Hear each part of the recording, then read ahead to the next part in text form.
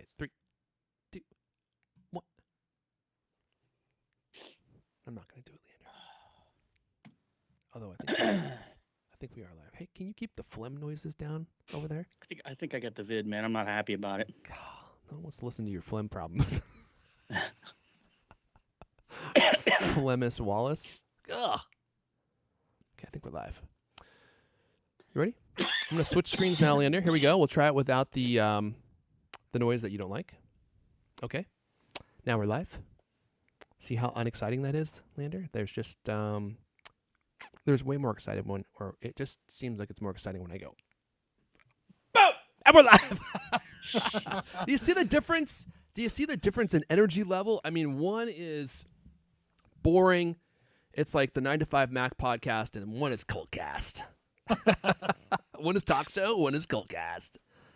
All right, shout out to Adam Broussard. He knows what's coming. Mooper-san, hello. Owen Visser, hello. Gabs from London. Oh, cheerio, Bean. Blake Series, phlegm problems are the best problems. I disagree. Oh, Icy Cold, hello, guys. Howdy, CultCast peep, says Barry Rose. So I moved the, brilliant idea here. I moved the chat out of the window from my other monitor to the one right in front of me. So maybe I'll be able to actually read your comments and work them into the show better without squinting like wow. like old Joe trying to read that teleprompter. Where'd you put your tweets?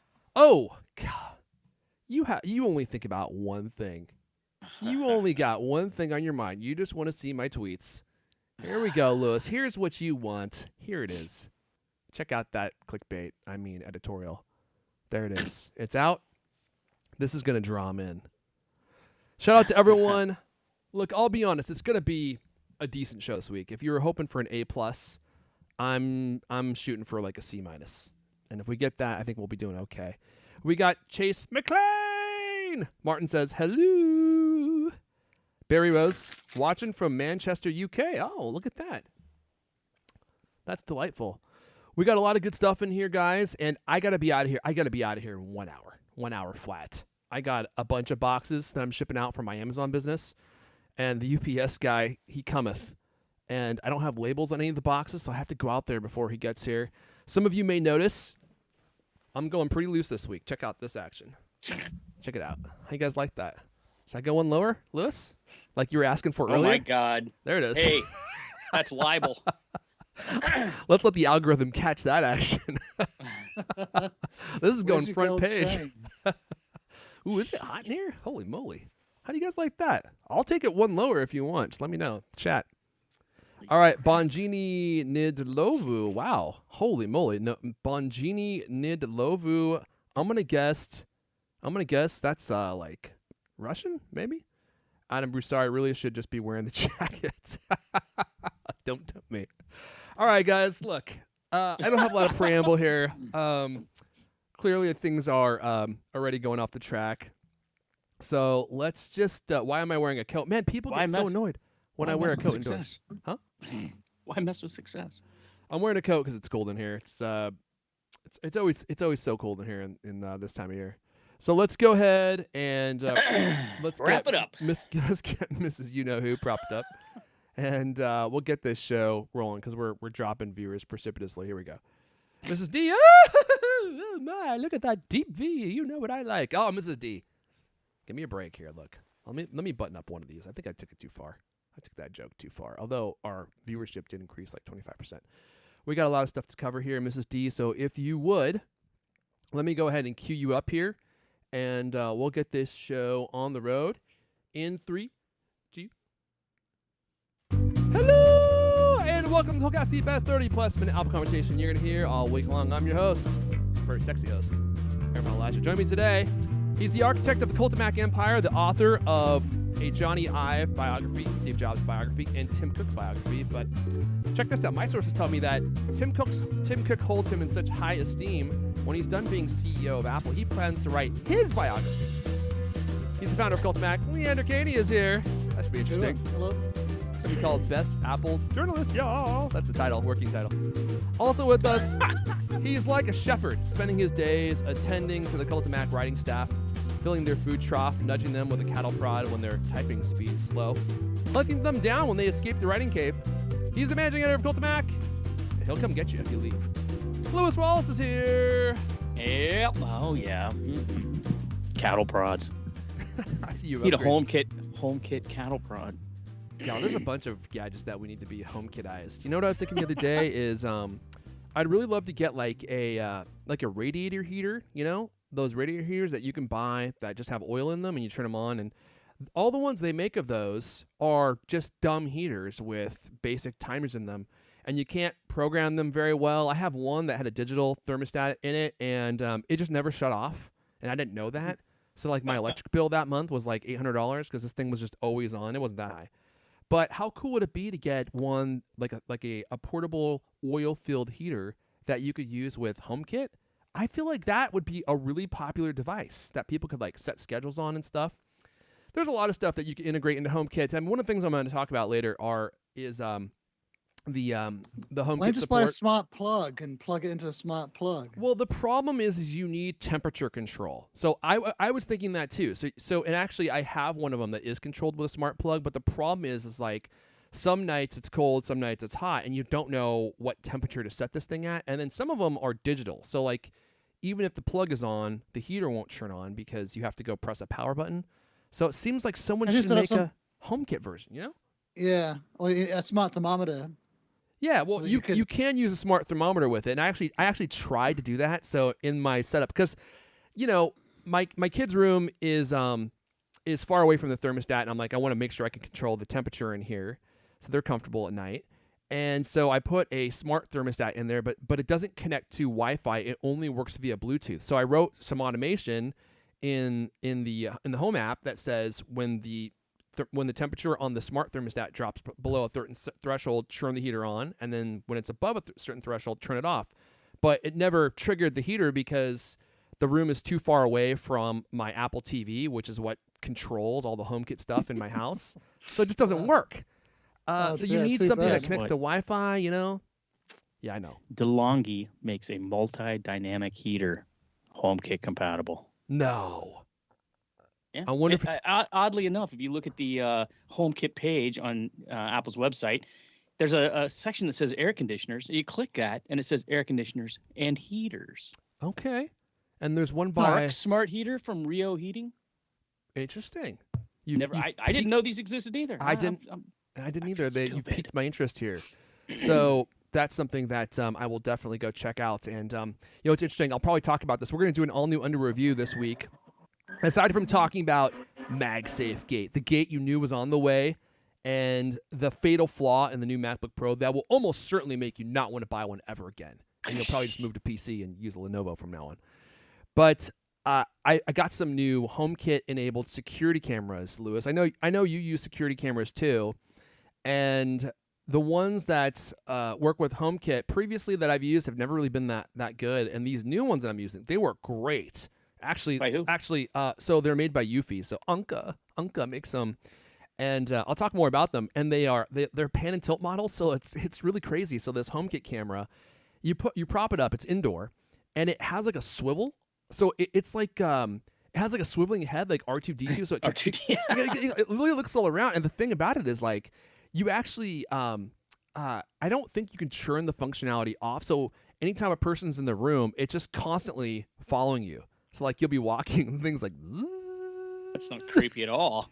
It's watching you everywhere you go. And then if it hears a noise, like let's say you walk into the room and it's looking the other direction and it hears you, it goes psst, and it like swings over to like watch you, and it pans and like moves up and down.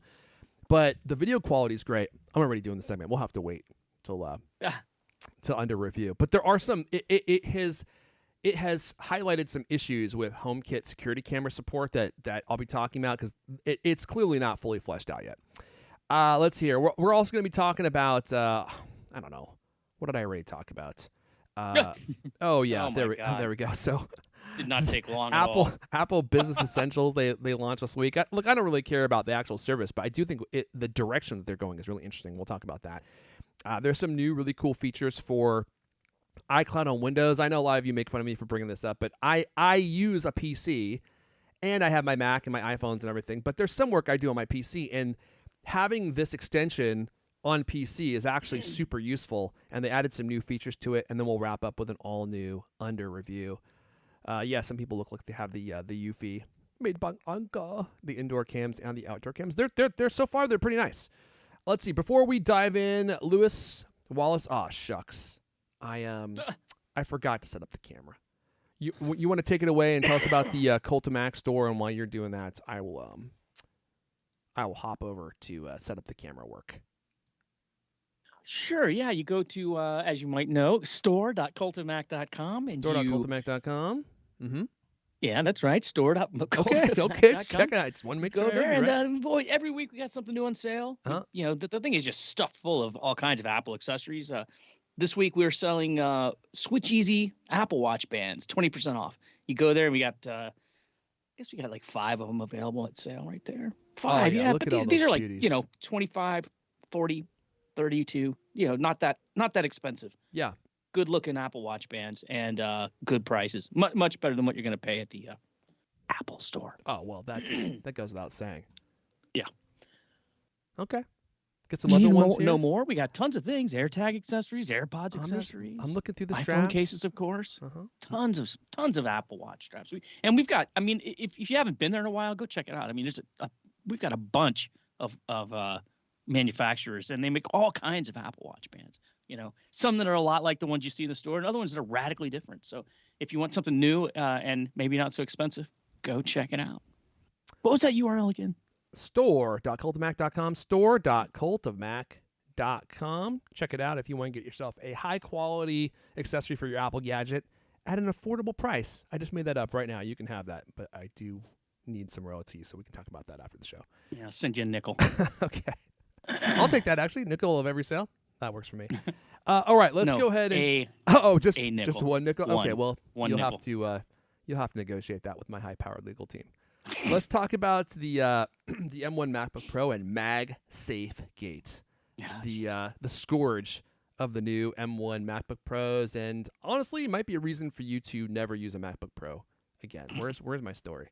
I mean, I'm being a little facetious, but you know, that's how it was framed by some people on the internet this week.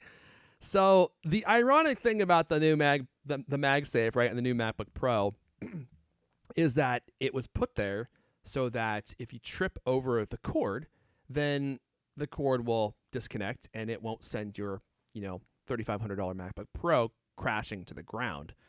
And it looks like we got a problem with this situation here, right? If you remember the older MacBook Pros with the MagSafe, the MagSafe came detached pretty easily. And I guess the problem with these ones is, now I haven't used this, and so I would be curious to hear from the chat for those of you who have the new MacBook Pro to tell us what you think about this. But apparently the new MagSafe is actually too strong. It's like the Arnold Schwarzenegger of magnetic connections, and it just doesn't want to come undone. And when you pull it, it goes, but doesn't come undone. You know what I mean? So let's see here. People are taking to Reddit and other online forums to complain that MagSafe's new magnets are too damn strong. What made earlier MagSafe chargers so great, this is from the Cult of Mac story, by the way, is that a slight tug was enough to disconnect it from your machine. So if your MacBook Pro was on a table and someone tripped over the cable, it wouldn't get pulled to the floor, which saved my computer's life several times. But with the new one, for the 2021 MacBook Pro, apparently the magnets are so strong that users are able to lift up their machine just using the cable, and it just won't disconnect. I saw some people say that if you tug on the cable, the MacBook Pro will basically just slide right off the table because the connection is just too dang strong. One user said, I can lift my whole 14-inch MacBook Pro from the table fully in the air by holding the connector. That was a... Can he swing it around his head, though? That's what I was exactly. wondering, yeah. and then Like a maybe lasso? hit somebody with it. If they break into your home, that might be a good strategy to use. So this person's saying, don't rely... Oh, no. The thread is titled, don't rely on the MagSafe connector to let me see here, to disconnect and save your MacBook Pro. I'm trying to see if I can open this link. Here we go. And there's a whole Reddit thread about it that people are discussing it.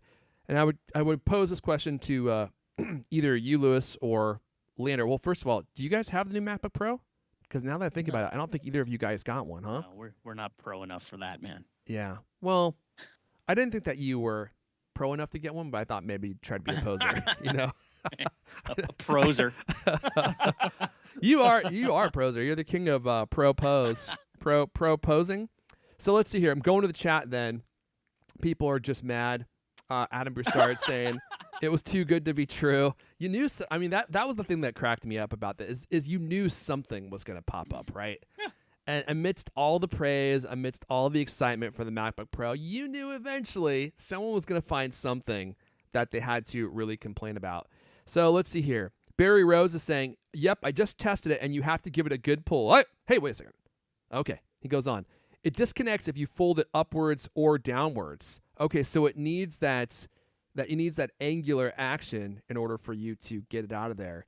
But if you pull on it just straight and you don't tilt it up or down, that seems to be the complaint. Then people are saying that it basically just stays connected to your Mac no matter what. So it does seem like it has some. It does seem like this may be an actual issue, although how much of a serious issue is going to depend on how you actually use it. So, because how often is the cable pulled straight? Like normally if someone trips on it, it pulls it downward, right? And that should unsnap it. So it seems like it may not be effectively a problem as often as or as serious as the people would make it seem like it would be. Don't you think the magnet will weaken over time? I don't think that's the way magnets work. I don't have. Pretty Yeah, sure I that's mean- exactly the way magnets work. Do they get weaker over time? Yeah. What makes you think that? Are you, My experience with magnets getting weaker over time. Well, is that I forgot. True? Do they? Yeah, I don't know. Sorry, Like what I'm was in that, my Leander? Physics. Yeah. Let me just I mean, this takes Google a lot it. of time and research here. New scientist, does magnetism decay over time? Magnetism decay. So you're saying that eventually this problem fixes itself? Yeah. Okay. Yeah. Let me see. Let's get to the bottom here. Blah blah blah blah blah. Horseshoe magnetism. I can't read it. I cannot read it fast enough to do it. There's a whole bunch of people at it, but I don't you have that experience? Don't you find that? I mean, like something when you first get it, it's magnets hold together, it's real tight, but then over time it loosens up. You know, honestly, I can say this. I have never ever thought about that my entire life. Like Well, think about. yeah. Oh, sorry, didn't mean to cut you. No, that's pretty much all I had to add to that. Well, think about, for instance, you ever have a screwdriver with a magnetic tip? Yes. You ever notice how those work way better when you buy them than they do 3 years later? Yeah, that is a good point. I have noticed that sometimes when you now I wasn't sure if the tip was losing its magnetism, as tips sometimes do, but Jeez. or I'm gonna get if banned. the tip just never really was that magnetic to begin with. You know what I mean? Yeah, right. Because it's like I don't think I've ever bought. I don't think I've ever actually purchased a screwdriver. I always have just inherited them. So I don't know how long those screwdrivers have been around.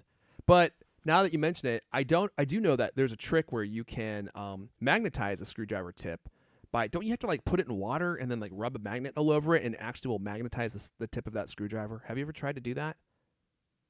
So you can like what? so you can remagnetize the tip of a Oh, screwdriver. right. Yeah. Yeah. Yeah, that's for sure. And, so I did get to the bottom of this in this story here. It says, ever reliable second law of thermodynamics assures us that over time, at any temperature above absolute zero, which most MacBook Pros probably are, atoms will move around and randomize their positions, so any magnet will slowly weaken over time. Wow. So this is literally a law of physics. This problem is going to fix itself. It may take According 200 to new years. scientists. Yeah, 200 years from now, it's going to be fine. So all these whiners are just complaining, but we know that people keep their Macs for about that long before they replace them on average. Here's another thing. Yeah. However, heating or dropping a magnet will hasten this process. Oh, That interesting. is why your physics teacher glared at you when you carelessly knocked a magnet off the lab desk. So, I'm not saying you should go out and heat up your MagSafe thing to make it less magnetic. I'm not Yeah. saying that. Yeah, but you But could. it could work that way. So yeah, I don't know how much of a problem this. I haven't got my MacBook Pro. I'm gonna get one sometime in January, so I'll be able to test this out and report back. But that would be a bummer though, and I can see why people would be complaining about this because if it is too strong, then then Apple basically made the whole reintroduction of MagSafe completely pointless because the point of it is to break away when someone trips over it with their doll cart. You know, Lewis, I was just thinking, you're talking about doing stupid things in the lab, and you're recommending that people don't try it.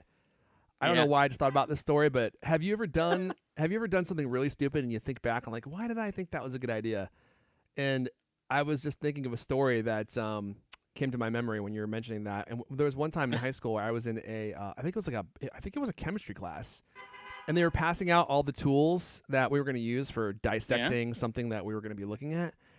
And the teacher passed out all these like scientific prongs. They're like long things with like pointy tips. And I thought it would be a great idea to try to put the tips of those things into the outlet that was next to our desk. Oh my god! Good thinking. Don't ask me why I thought that was a good idea, but I thought it was an interesting idea. So I did my own little experiment, and a bunch of sparks shot out of the outlet, and then the power for the entire building went out. You're kidding me. No, I'm dead serious. But Did it blow you up? it didn't shock me. It didn't shock me at all. There was a time I almost did blow my hand off. I was my friend was doing electrical work, and they were installing ballasts in commercial buildings. And he's like, dude, you don't need to be an electrician to do this work. You can just, they give you like a half hour of training, and then you can just go install these ballasts because all the electricity is going to be off. So you don't need to worry about like electrocuting yourself. He's like, do you want to do it? And it was great money. So I was like, sure. So I borrowed some tools, and as I was going to do this work, because I didn't have any of the tools I needed, right? As I was going to do this work, it was going great. I was like, you had to go into these light fixtures in these office buildings, right? And you take off the bracket, and then you take the lights out, you pull the shield down, and there'd be like this electrical ballast. I don't even know what a ballast is or what it does. All I know is that we had to replace them. So you have to clip all the wires, and then pull the ballast out, and then replace it with a new one, and then twirl the wires together, put those little caps on, put it all back together. So you had to do this at night, by the way. It was a night job. So you work from like 10 to like 5 in the morning. So you're tired when you're doing it. I'm going through, and we're getting close to the end of our shift, and the last room that we have to do is like the men's bathroom. So I go in there, I take all the things off, and I'm clipping everything. And when I'm clipping one of the last wires for this ballast, there was a freaking boom! And sparks go, it was like fireworks on the 4th of July. Sparks go flying everywhere. And I fall off the ladder onto the ground. I don't know what happened. I was totally disoriented. I was going to hope you fell into the toilet. I fell into the toilet, pooped myself. And the irony is like I was wearing my pants, so I couldn't even go in. And I looked down, and there is a freaking hole in the end of my wire cutters. And everyone rushes into the room, and the guy who was running the job, he was like, oh, I forgot to tell you guys, the bathrooms have emergency wires installed or something, so you can't, they're not turned off by the light switch. They're always on. Oh, and God. if I had not been using insulated wire clippers, I probably would have blown my hand off because the voltage was like 240 or maybe even higher. And so I almost lost my hand that day. I was like Luke Skywalker. 240 for bathroom lighting. I don't know. It might have even been higher. I have no idea. Like I mentioned earlier, I'm not an electrician, but I guess the moral of the story is be careful when you're removing ballasts. Messing with electricity, yeah. Did you have straight hair before this? Yeah, incident? I did. Yeah. Explains a lot. It was this color too. Now my hair is white, and I dye it, and I can also see 2 minutes into the future. This does sound like an 80s movie. I knew you were going to say that. I can just see you picking up the tools, bartering on the street to get them from somebody who stole them from somebody else. Right? I knew you were going to say that too, yeah. Anyway, that's my story. It has nothing to do with the CultCast, but let's move on. Did that building burn down then, or is it still standing? Oh, yeah, it's gone. It's gone. The flames erupted all around me. I didn't even tell anyone in the building either because I was so scared. I just ran out and jumped out a window, and they all died. I'll bet. I made it out, and I collected my paycheck, so we're square. Let's see here. All right, moving on. So that's MagSafegate. Just know that, hang on, let me just finish this one sentence, Lewis. Oh, Just know that it may not disconnect as easily as you had previously experienced. Test it out. See how it works. See what kind of situations it can handle. But some of the stories I was reading in this Reddit there were kind of surprising. The fact that you can lift up a whole Mac and the magnet stays attached, like that's actually pretty crazy. Lewis, go ahead. Sorry. Yeah, I was just going to say, it doesn't seem like it's affecting sales or anything, does it? Well, talk about a segue. How long have you how I long was have going you, to tell how long have you been what's planning that that, Lewis? 30 seconds? Days. Actually, I can tell because I 2 minutes into the future. I know you've been planning this for a minute and 30 seconds, so I'll let you take it away. Because you're right. Over to Leander. Oh, that's right, Leander Caney. Take it away. Tell us about sales because they can't make enough of these things. That's right. Yeah, there's another Mac revolution brewing right now as we speak. As all these big companies scramble to buy up all the M1 MacBooks they can lay their hands on.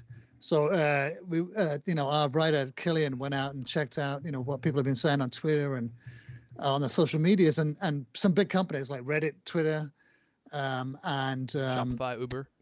Shopify, Uber. Yeah, they've been buying up big loads of MacBooks. So they're rolling them out to their employees to take advantage of the massive performance gains. And one engineering manager said, quote, engineering hours are much more expensive than laptops. And another one said, we recently found that the new 2021 M1 MacBooks cut our Android build times in half. So for a team of 9, $32,000 of laptops will actually save $100,000 in productivity over 2022. The break-even point happens at 3 months, this person said. So TLDR, engineering hours are much more expensive than laptops. So another guy, John Szumski, staff software engineer at Twitter, said, quote, I'm excited to be rolling out fully loaded M1 Macs, MacBook Pros to all of Twitter's iOS and Android engineers, with a big exclamation mark at the end of that. Yeah, so it's pretty funny. I mean, there's all these different companies that are buying up like boatloads and boatloads. And there was the CEO of Shopify bought new MacBooks for for their entire programming team. And after about 10 minutes, I think someone said, I think he's tweeted to say, like, someone mentioned it in Slack, and 10 minutes later, he made some, impromptu CEO decision to buy everyone new MacBooks, like Oprah. You've got a MacBook, you've got an M1, you've got an M1, and but this math, like, are you convinced by this math about engineering hours being cheaper than laptops? Oh, 100%. Yeah, I mean, if you're sitting there waiting for your MacBook to encode something or render something, if you're doing video editing or something, and you have to sit there just doing nothing, yeah. I mean, if spending $3,000 on a MacBook Pro, I would say most engineers earn that in less than a week. So if you can save that much time over a year, then it absolutely would make sense. And then not only that, but it's a draw, right? It's like, oh, if you come work for Twitter, we're going to give you a brand new maxed out MacBook Pro. So it just gives your company the prestige of people knowing that if they come to work for you, they're going to have like the most cutting edge tech, and they're not going to be using some old Dell from 1985 or something. What were you saying? Yeah, well, I don't know. Can't you answer email while your project's rendering, or do something else? You don't have to sit there and do nothing, do you? That's a good question. You probably could, but let's be honest. Who's looking for something else to do while your code is compiling? You're going to sit there on your phone looking at TikTok. Yeah, you're going to sit there and just literally space out and do nothing. So, because if you only got 5 or 10 minutes, who's going to sit there and do something else from a productivity standpoint? And how long do these big engineering projects take? Like, a big code dump. How long does it take for that to, whatever they do? Y'all, I mean, I couldn't tell you. I mean, it depends on the project. I know how long a regular dump takes, but a coding dump, I have no idea how long that takes to compile. Oh my God. That's great. That's lovely. That's more my specialty. Well, this, like when he was talking about these numbers, this totally reminded me of like all the kind of like when I, a couple of times when I went out and bought a new Mac and I had to like justify it to my wife. And I'm like, but honey, it's going to be so much faster. I'm going to get my work done so much quicker. It's actually going to save us money. That's right. That's a great way to position it. Yeah. Yeah. It's also interesting because Apple will clearly sell so many of these to these big companies who will just buy them as long as it saves them time. So it's kind of an interesting way of thinking about how Apple designs their products because they're selling them to regular users, but then also there are the corporate users who are like, oh, well, if we can save you 20 minutes in this certain task over the course of a year, that might add up and pay for the machine itself. So we'll just go buy 30 of them or something, and they're not like they're not so worried about the price or the various specs, like should I get 16 gigs or 32 gigs. They're gonna just go buy something that will save them the most amount of time and the price be damned, right? Because it saves them so much time and developer time. Anyway, so yeah, super popular machines with developers, which isn't surprising seeing the benchmarks that we saw and seeing the Xcode performance and stuff.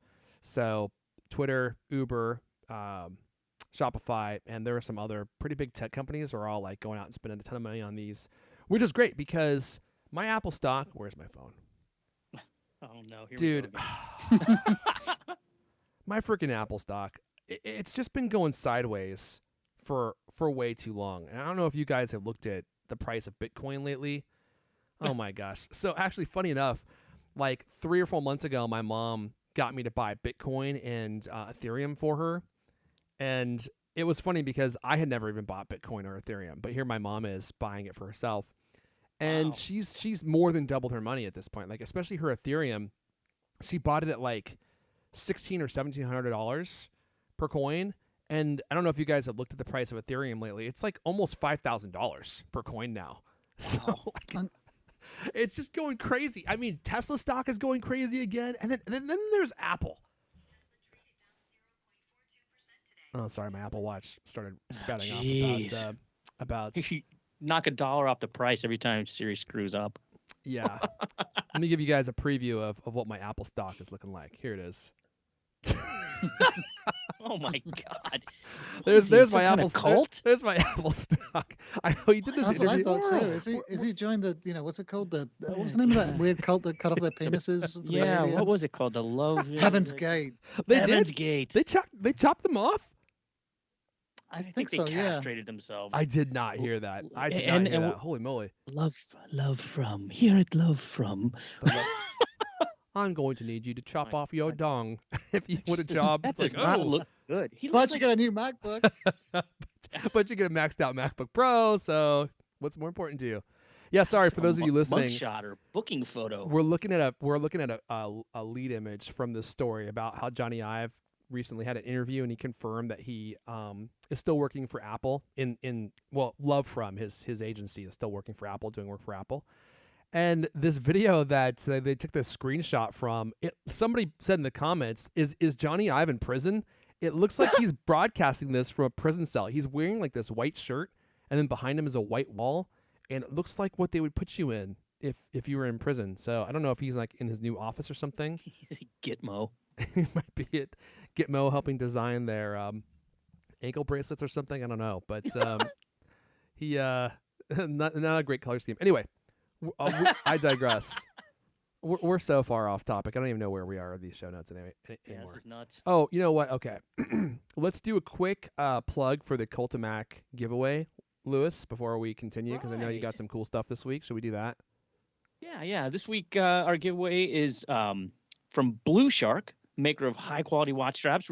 3 lucky winners each get a $100 Blue Shark gift card to buy Apple Watch bands. Their bands come in a whole bunch of different materials, including leather, canvas, silicone, knit weave, and Cordura. Oh, that's high quality. Cordura. That sounds good. Sounds. If you win, you can keep the gift card for yourself and/or buy something for a friend. Wherever you do, make sure you enter the giveaway. This one ends, I think this runs for 2 weeks. But go there today. Enter soon. Enter often. You can enter multiple times, multiple ways by following people on Twitter and doing things like that. And it's big, great fun. And as Arfan always likes to point out, you got a pretty good chance of winning. You got a chance. All I'm saying is you got a chance. If you get in there, enter, you just might win it. So I'll put a link in the chat. I'll put a link in the show notes as well. You can always just go to the home page and scroll down to where it says Cultamac giveaways, and that's a very easy way to find it. But I'm going there right now. I still don't see it. Oh, just there it keep is. on scrolling. There it is. Yep, there it Cultamac is. giveaways if you want to go in there and enter it. And also, if I may, let me give a quick plug to cultcloth.co. Oh my gosh. First of all, I have to apologize. There were some people that were waiting weeks for their orders. We got slammed. Wow, back ordered. Yeah, we were seriously back ordered, and things were getting out of hand. I had to go in there with my You were boasting horse. last week how it wasn't back ordered, how like, you No, were making fun of Apple. No. I was saying that we had restocked. Like we had restocked, so we had product to sell, and then we actually sold out of all of it, and I had to restock again. But I actually had stuff on the way, so that was good. But we're caught up now. But I had to go in there. I felt like I had to emulate Lewis Wallace. I went in there with my horse crop. I was whipping people, and I gouged out some guy's eyes with my thumbs, like that scene in not Lord of the Rings, Game of Thrones, right? Like, it's like when Oberon was fighting the Mountain, like gouged his eyes out because he just wasn't performing to a satisfactory level. So, but he's doing much better now that he's blind. He's much more focused. But so if you want a high performance tech cloth for your phone, for your MacBook Pro, for your iPad, what have you, just head on over to cultcloth.co. Our cloth, I think, will outperform the new Apple cloth in virtually every capacity. The only thing I wouldn't recommend it for would be the XDR display, the Pro XDR display with Apple's fancy $1,000 coating on it, because I don't know what's on that coating. I don't know what's in that coating, and they say you should only use their cloth for that one instance. And I would probably agree with them until I'm able to test it, because I don't want to get sued. But in every other capacity, I think our cloth is just going to blow the Apple. In fact, I know it will, because Apple's is really flat and smooth, which are good for some scenarios. But like you can see, I'm showing here our CultCloth Duo, which has a dual fiber design. So one side is really short, which is great for cleaning screens and stuff. And then the other side is great for cleaning your keyboards and things that have like crevices and cracks, because like the longer fibers will reach down in there and like grab all that stuff out. And I always say, like, you can actually feel it working on your fingers. Like if you rub it over your fingertips, you'll actually feel it like grabbing on. It's kind of a weird sensation. And it just keeps all your tech, your glasses, your sunglasses sparkling clean. So head on over to cultcloth.co. If you want to score some, use code CultCast at checkout. You'll get a free 8x8 carry cloth with any order at cultcloth.co. All right, where are we? I don't know what happened to our links here, but I feel like my tabs are just totally out of order. Oh, right. Apple Business Essentials. Lewis, I'm going to send this your way because Apple made a big announcement this week about their new business service for businesses. And more than the actual features of the service, I mean, tell us about the service. But I thought what was interesting about this story was not necessarily the features of the service, but the fact that Apple is creating a service that is being positioned as a business service for Mac users, which is really interesting at an IT level. Yeah, so this is in beta right now. It's called Apple Business Essentials, and it bundles device management, Apple support, and iCloud storage into flexible subscription plans for companies with up to 500 employees. So, now with this, you can manage all the MacBook Pros that you buy for all your people, for instance, Leander. Oh, great, really? yeah. Is that a hit? It's only all the $3 to $12 per person too. It's very affordable. Yeah, it's I believe it starts at $299 a month for up to 3 employees, right? Yeah, I believe that's what it was. Okay. Let's see, what else do you get here? There's an app that enables employees to install apps for work and request support. So it's basically like your IT integration, right? I mean, oh my God, this just is, I'm having a little bit of PTSD here because it's reminding me of working at Condé Nast and trying to, install a program on a computer or something like that. I mean, companies have like loads of people who do this, right? And if you're like a small business and you need this to happen, like you want, like, let's say you want everybody to have the exact same app or the exact same permissions in an app. That's what this is all about, that kind of thing. This is the kind of thing that companies like JMF and Hexnode provide this kind of stuff, right? MDM, multi-device management. Right. So I'm sure that there was a lot of quivering and quaking in those people's boardrooms yesterday when this was announced. I think it was yesterday, wasn't it? Yeah, it was yesterday. Yeah, Wednesday, yesterday. So, yeah, I mean, it is interesting. I mean, all the services Apple has been unveiling have all been about, for people, right? Individuals, personally, and entertainment oriented mostly, right? Although, Apple Care Plus, which is a part of this too, you can pay a little extra and get Apple Care Plus included on these devices. so it's interesting that they're kind of going for the business market. I think it's like it doesn't seem like Apple has always struggled to get the business market, but now they got these hot new machines. Everybody's buying them, for their company, their employees. And now here's another way that they can make a nickel off of this, right? I mean, it might make up for the App Store nickel they're going to lose. Yeah, that's what I thought was interesting about this. I mean, they also include backup to iCloud for all these users, and you could like send a computer to a new employee and then set it up the moment they turn it on. So there's a lot of these kinds of IT scenarios that were kind of tricky to manage with Mac users, and I think Apple adding all the services stuff into their business. Now they're looking at this from a business service perspective. So now that they have all this infrastructure in place, let's charge businesses to set all this stuff up and run all this stuff in their businesses. And like we have like the accident protection, like the hardware protection, the backup. I think the only thing they need is some kind of like professional email management.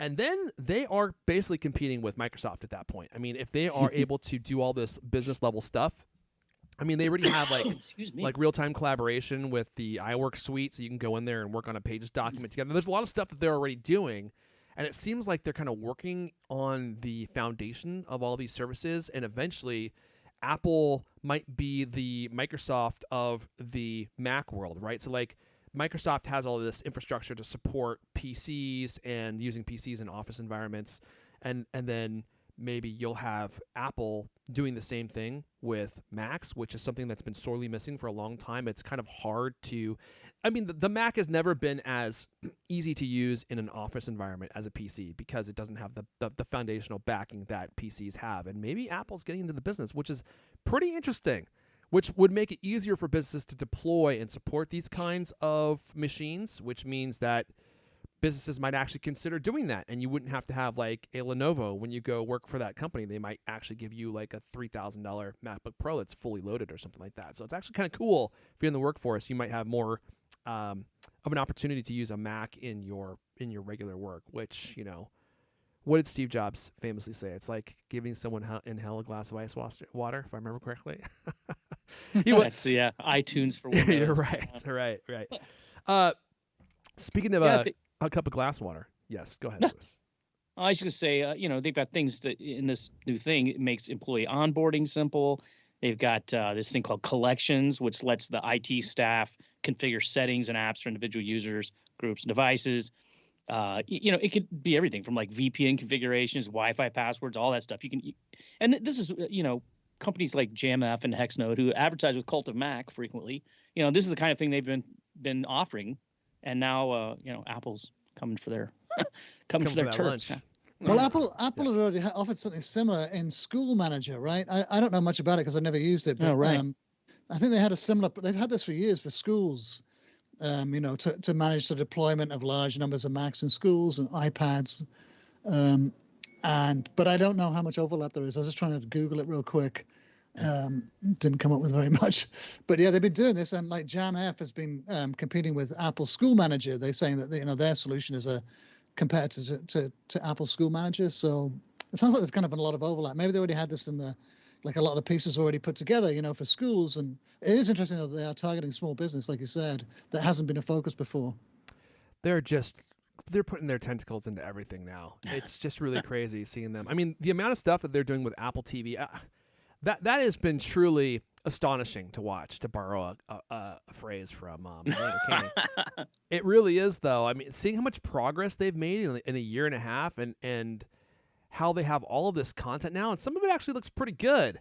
And the fact that it's $5 a month, and they are just, I mean, who's moving faster at building content than Apple? It's just like there's just new news every week now. They're always up to something. They're creating new shows, releasing new shows. It's like the pace of development on that initiative has been really interesting to watch. So they're just. It's actually there's some numbers too. It's been growing. Wasn't it the fastest? Did you see that story, Lewis? Was it last week?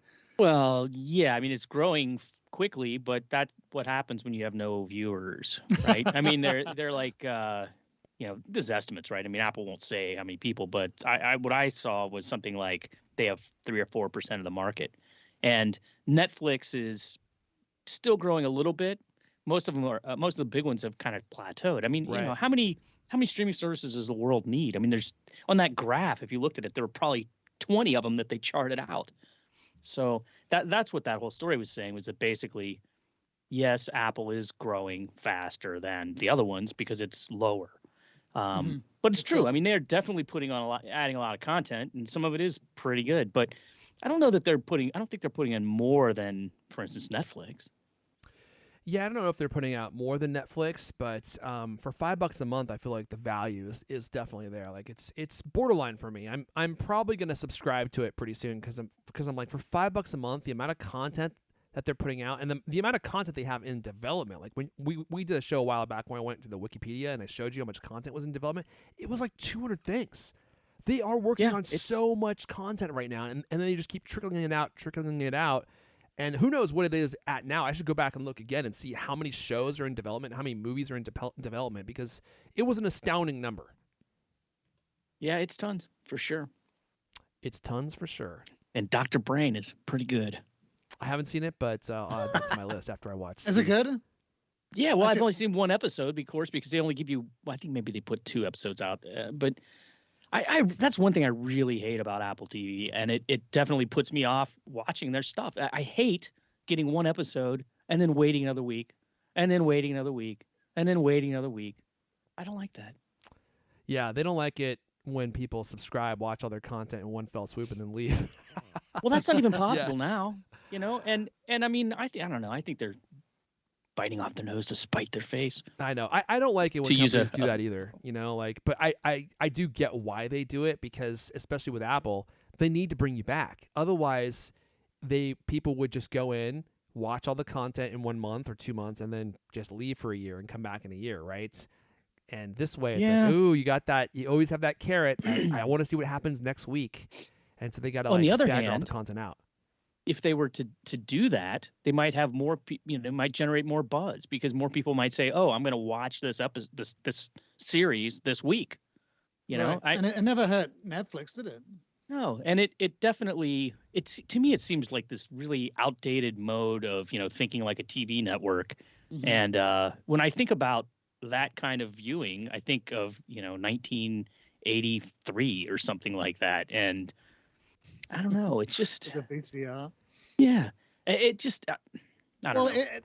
I think there's the pros and cons, because I've come back week after week to watch Foundation, Yeah. and then I've actually started watching a couple of other shows. So I started watching Mr. Corman, the Joseph Gordon-Levitt show that got cancelled, Oh, how's that? which actually is better than I thought it was going to be. Uh, And Scout hated it. yeah, Yeah, I- hated I've- it. I've only watched 2 episodes so far, but I'm going to watch, some more, which at least I haven't abandoned it yet, which is the case for a couple of other things. But I agree with you. I think they should definitely have everything, because like all the older shows, the legacy shows, like the Mr. Coleman, all the episodes are there to watch if you want to go in and dive into the whole show. Yeah. I definitely think there's something to be said for having the whole thing available in one go. But there's also that danger too that they're not building. If they do roll it out like a hit show, an episode a week, then they're building the habit, aren't they, of getting people to tune that's in. a good point. That's a good point. You know what show I started watching recently? I don't want to talk too much about this because I'll probably talk about it in a future what we're into. But do you remember the Netflix movie Snowpiercer, Leander? I think you saw it, didn't you? Yeah. It came out a while ago. They have a show on HBO Max that's based on that content. Did you ever see any of it?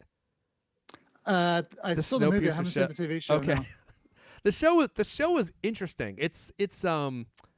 I'm only early into season 1, and first when I started watching, I was like, oh great, like this is not nearly as good as the movie itself. But then it gets more interesting. There's a few hokey parts, but so far I'm kind of enjoying it. I'll probably talk more about it in a future what we're into. Okay, let me just mention this real fast in passing because we need to get to under review. But there is a new update for iCloud for Windows, and you're like, huh? What's that you say? What? Nature finds a way. But you know what? Look, I know that a lot of you don't use PCs, but for those of you that do, this new passwords feature is it's one of my favorite things that Apple's released in like the last 10 years. Like no joke, it's free. Like if you store your passwords in iCloud, and you use them on your Mac and your iPhone, well, then when you go to your PC, those passwords are never available, right? It's this huge hassle, this huge disconnect. And Apple this year added an extension to Chrome and Microsoft Edge, which is based on Chromium, that allows you to pull in your Safari passwords and use them online, which was so helpful because now all of a sudden you have all these passwords available on the PC. And then also if you entered a password in on your PC, it would save them to your keychain in the cloud so that it was available on your Mac. And they've added some new features to iCloud for Windows. So first off, as you can see from this this wonderful story on Cult of Mac, the iCloud for Windows now supports ProRes videos and Pro RAW photos. So you can also sync your photos library and bring it all down to your PC, which is kind of nice because you can get a hard drive in your PC for a really cheap price. I saw an 18 terabyte hard drive on sale for $330 this week. That was with tax, which is crazy. 18 terabytes, right? How much would that cost you to put in your Mac? It'd probably be like $85,000. So you can just use it to archive all of your stuff in iCloud, which is not a bad idea because stuff gets corrupted in iCloud. I can tell you that from personal experience. And then also now the extension for Chrome for passwords can suggest strong passwords. So it's like super handy, and you can keep all your passwords in sync in iCloud across your Mac, your PC, and your iPhone all for free. Like, that's pretty handy. So if you use a PC, and wholeheartedly you check out installing iCloud for Windows and then installing the extension, you have to go in an extra step. You have to install the extension in Chrome or in Edge if any of you use Edge. I don't know why you would, but some people do. Actually, I've been using Edge lately. I can't believe it. It's actually pretty good. I cannot believe it because Explorer was so bad, but they basically just threw out the code base for Microsoft Explorer, and then they rebuilt it using the Chromium engine, which is what Chrome uses, and it's like a night and day difference. It's basically like Chrome. It's basically like Chrome now. It's actually pretty good. So there you go. You can check that out for free. Let's go into an all new under review. This is a segment where we talk about gadgets that we're using, tech that we're using, and just give you an insight into how things are going. I don't know if anyone wants to volunteer to go first, to volunteer for tribute. Lewis, you got anything that you have been using that you really like, that you want to tell the good people about, or maybe something that you don't like and you hate it and want to trash it? You know, I can go first. Sure, go for it.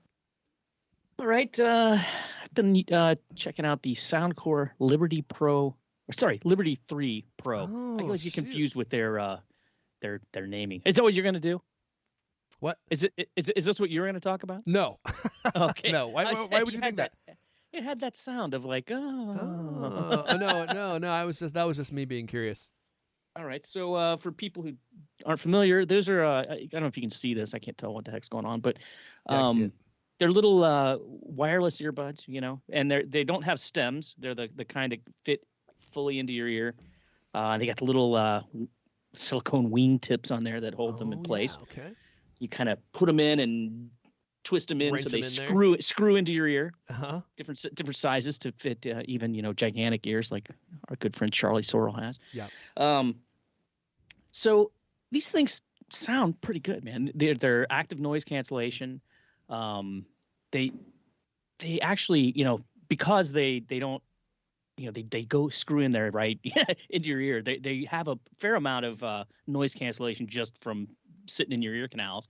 But they have, the sound is really energetic, a lot of punch, a lot of sizzle, a lot of bass. Kind of reminds me of AirPods Max.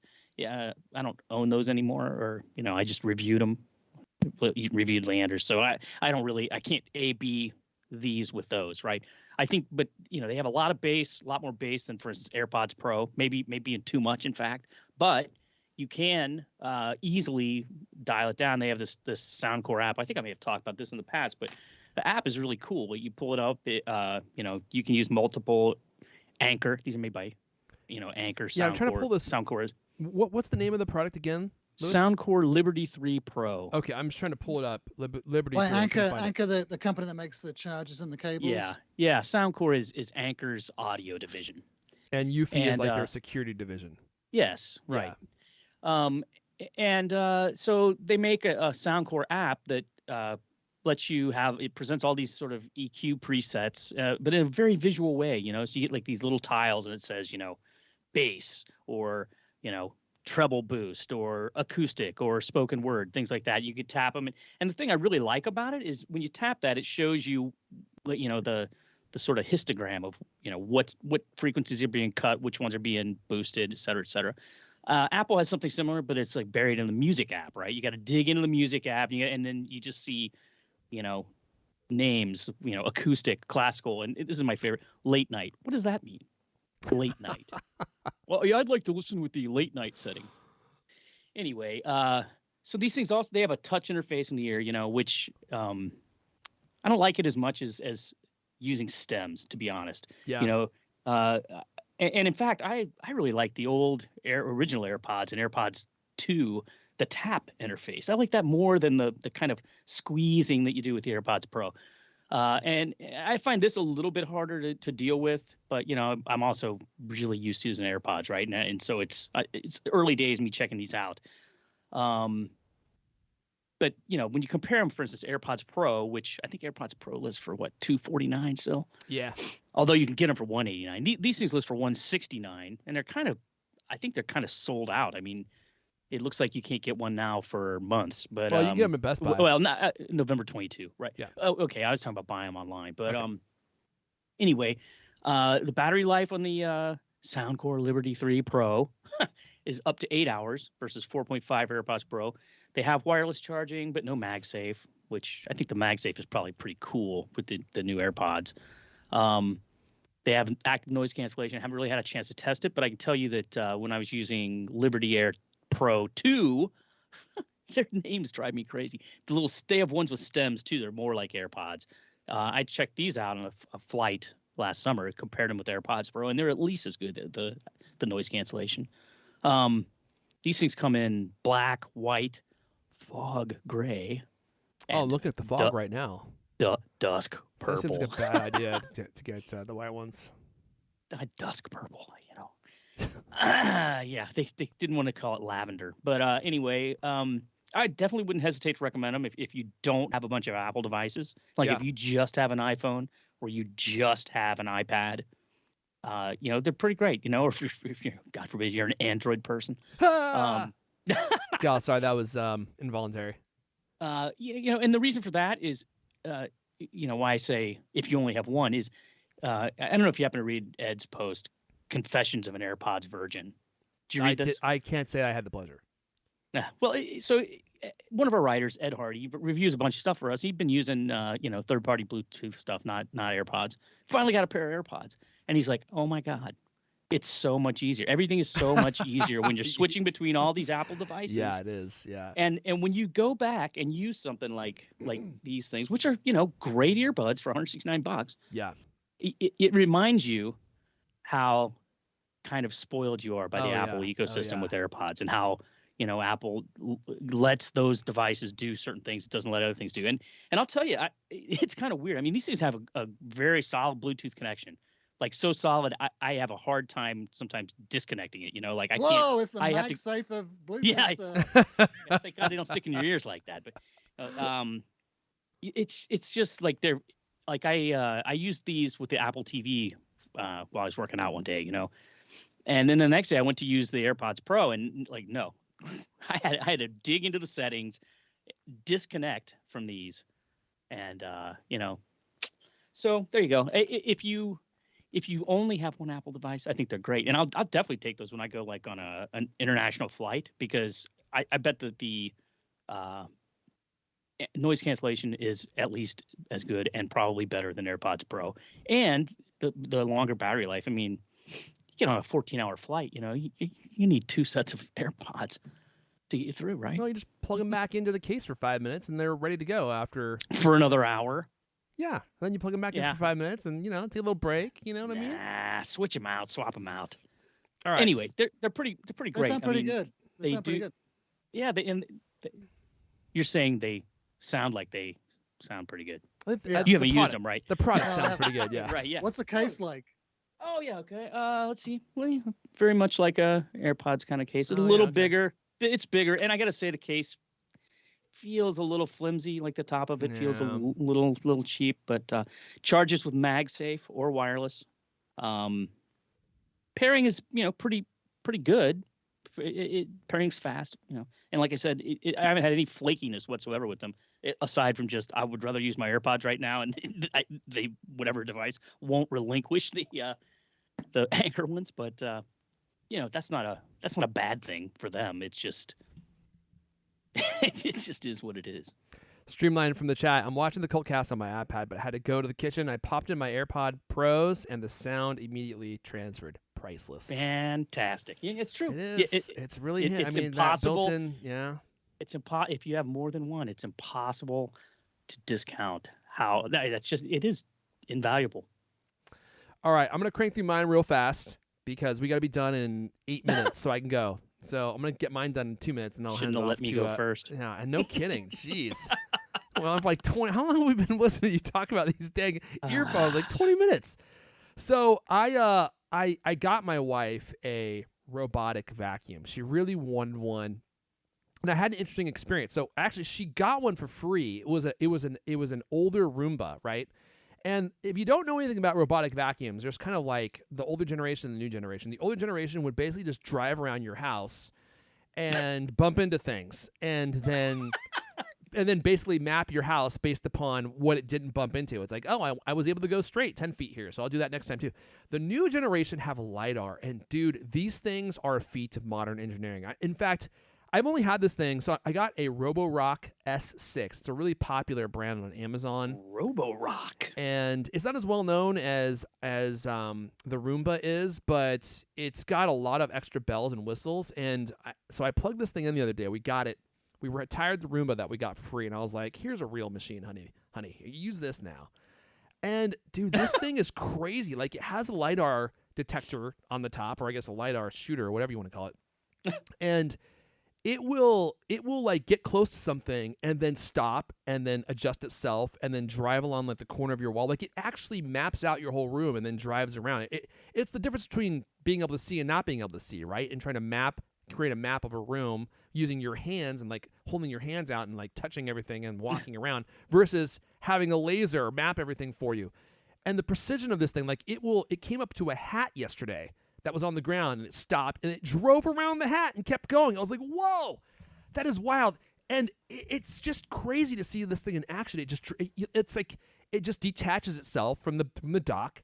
It drives around your room while you're doing whatever you're doing. And it just vacuums up your whole place. And it's got a little spinner on it that loosens debris that's on your floor, and then also gets stuff that's in the corners. And then when it's done, it just drives itself back to the dock and plugs itself back in. It's crazy. And it works really well too. Like, the amount of crap that it picks up off your floor is respectable, way more than I thought it was actually going to. And when you go to like take the bin out and dump the bin's totally full. And the reason I say it's respectable is because, like, it's not a plug-in vacuum, right? Plug-in vacuums are way more powerful. But the power of these is their convenience, and because they're so small, they go underneath your furniture and underneath your couch and underneath your media console, all the places that you hate to vacuum. It will go and vacuum on its own, and it picks up. Like, when it's done, there's no visible debris on the floor anymore. It's all inside of the Roborock. I got the S6 version, which is it's an older model. But it also includes a mopping function, which I haven't tried yet. I heard it doesn't work that great. Like, their newer models, the mopping function works a lot better. Like, this one basically just drags a wet pad around, whereas the new ones use like vibration to like actually like vibrate your floor.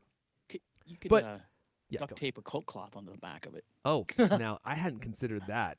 Like a cape. That's innovation. Like a cape. Oh man, I'd have the cleanest floors in all of Seattle.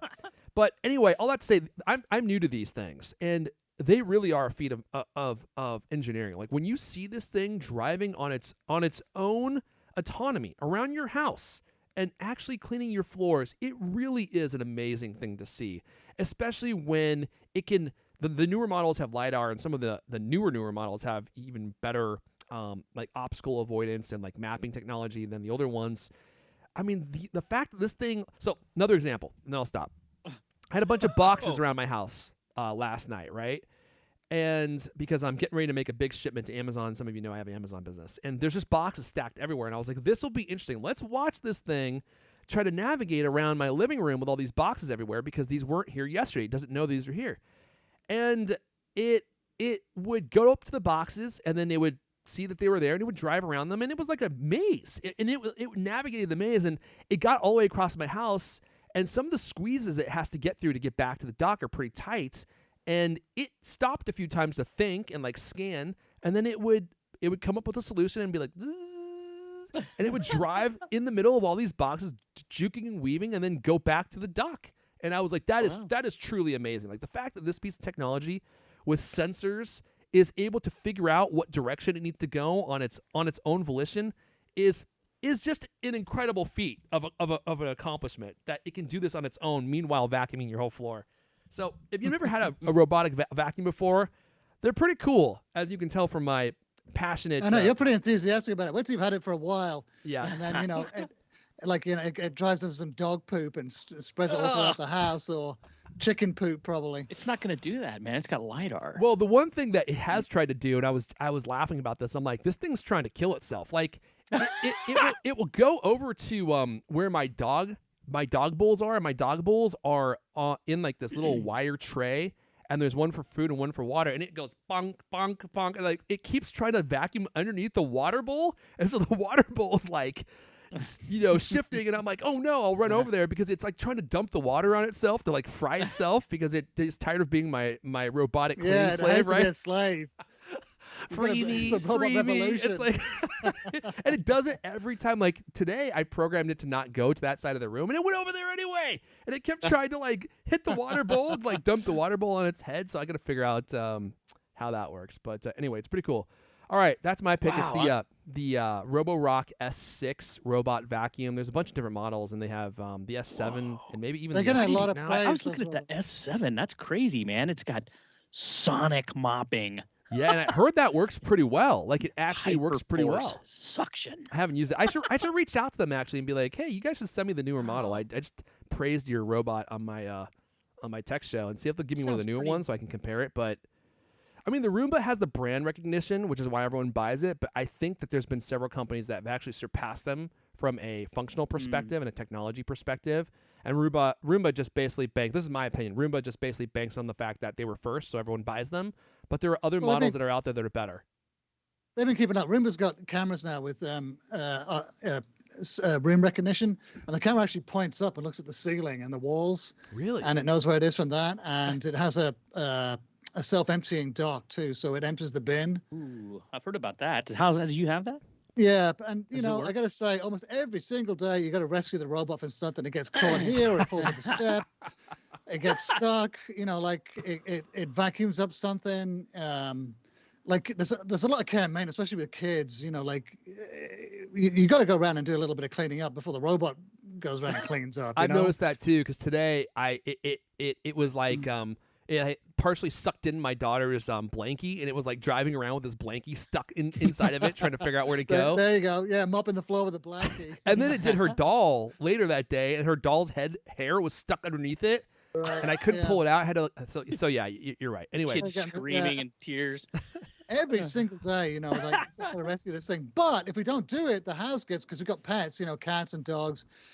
It gets so full of cat dander and dog hair that this thing picks up a whole bin full of crap every day. Every day. Yeah, it's so amazing. does mine. Yeah. So does mine. So it's good for keeping on top, for that kind of maintenance cleaning and keeping the sort of cat and dog dander down. Yeah. But unfortunately it's not reliable enough to keep the whole place clean.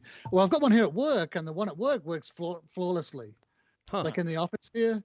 I just got to empty the bin on that one every now and again. But that one does a little round every night and goes back to its dock, charges up the next day, it does it again. I have it running at midnight every weekday of the week. And that one works great. But then when you put kids and dogs and the whole family into the equation, it gets a lot more complicated. Yeah. All right. It escapes too. What's your pick, Leander?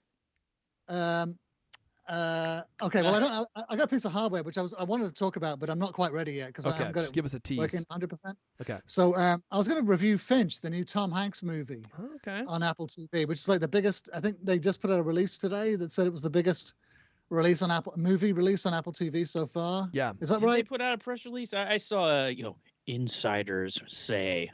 Okay. Talking to Deadline, which that's what happens every time. Insiders say it's our biggest ever, which again, we don't know how big that is. Yeah, but we don't They know. haven't quantified it. Yeah. Well, it's big. They said it was bigger than his last one, right? The yeah, bigger than what's it called? Greyhound, Greyhound, which was yeah. their biggest theatrical release ever. So I see. Yeah. that's how it was phrased. At least that's what I saw this morning. Was that it was a Deadline report. And I gotta say, I hate to be a Debbie Downer, but I was, it's totally and utterly meh. It's gonna, the one thing that's interesting is it's a post-apocalyptic movie. Tom Hanks is the sole survivor of some awful climate disaster. There's this giant storm bearing down on him. He's gonna have to leave his lair, his hidey hole, and he takes his dog, his only companion, and this robot that he's built to protect the dog. And it's a story about their travels away to California. They're trying to find sanctuary, and it's kind of, I found it just like completely. It was the one thing that I found interesting early on was that there's no guns. It's the rare post-apocalyptic movie where there's no guns, there's no shooting, there's no violence, and I thought that was interesting because I don't think I've seen a movie. Well, he's the last survivor. He doesn't need any guns, right? Well, no, there actually are other people, okay. And at one point he does get. There is some potential conflict, but there's those scenes like where he goes into a supermarket. In fact, it opens up. He's in an old grocery store scavenging, with his with a robot and the dog, and it's like 1,000,001 zombie movies, where there's something in the shadows or the back of the store, and you think it's going to get attacked any minute, and there'll be shootouts, and the scene doesn't play out like that, and that's what I thought was interesting because I'm like, whoa, this is the first time I've seen a post-apocalyptic movie with no guns, but it's unfortunately, that's the one thing. Say no wonder you didn't like it. Almost everything else about it is derivative, like A Man and His Dog. I mean, it's totally like We Are Legion, the Will Smith zombie movie. Uh-huh. And then without any guns and there's not much conflict really. I mean, there's not much except with the robot he's built, and then he comes across as a total DICK to the robot. And I thought, okay, well, this, they should have this might be interesting because the robot could be a surrogate child, and there might be an interesting exploration of their relationship. But unfortunately, that doesn't play out either. All right, hey, no spoilers here. Don't give us too much. All right, yeah, I'm not trying to. All right, it's just in the end, it amounted to like a sort of bunch of post-apocalyptic cliches, I thought, and it didn't really much go anywhere, and it kind of ended up and ends up on a sort of bummer downer note. So, oh, jeez. Well, now you're making me not want to see it because everyone was giving it so much praise, and then there was that probably Apple leaked propaganda. Oh, well, this is our most streamed show ever, and this is gonna bring them all in. This is the one you've all been waiting for. I was kind of buying the hype. Yeah. Did you watch the trailer? Did I watch the trailer? The trailer just looked like Castaway meets The Road meets. Exactly. Yeah. Yeah. I watched it. I was just like, I feel like I've seen this movie 10 times like already. I Am Legend with Tom Hanks. Yeah. And Real Steel. Yeah. Unfortunately, that's exactly what it is. It's a derivative from a bunch of other movies. All right, look. Plus, the CGI isn't that good either. Oh, God, it is like I Am Legend then. Because that was the thing about that movie. The CGI in that movie was embarrassing.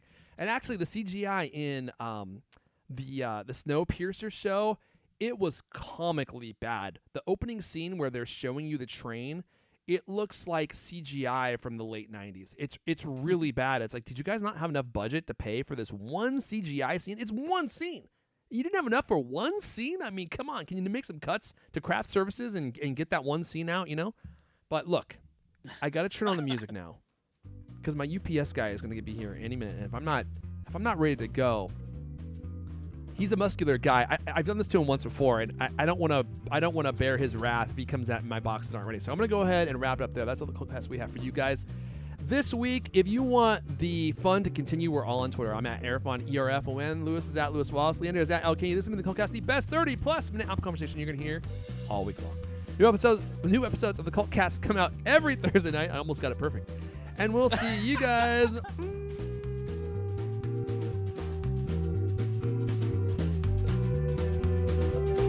next time. Shoot, I missed my opportunity to give him a little bit more of the chest action. Whoa. You want some? Whoa. You want me to- This will be rated TVMA. Whoa. Speaking of top-selling Apple TV Plus content, how do you like that? Put that away. Don't act like you're not impressed. It's been a while since I've seen the sun, so that's fair. All right, does anyone have anything cool or funny to say while we wait for the music to wrap up here? Lewis, Lander? No. So that's I got nothing. so basically just a repeat of what we did for the show. All right, well then I'm gonna hover my cursor slowly over towards the end stream button. Thanks everyone for tuning in. Jeff Druin says check out Last Man on Earth. Okay. Streamline says warning. Leander always gives away spoilers. So That wasn't that bad, was it? I thought that there was Kinda felt another Tom spoilerish. Hanks movie. Wasn't there another being Tom Hanks honest. movie where he played an old scientist who was, trapped with a little girl or something? I'm gonna press Maybe end it wasn't stream. Oh, Tom Hanks. The Maybe News it of the was some World? other- Bye guys. Actually, Bye everyone. Yeah. Maybe it was the some News other. of the World where he rescues a girl.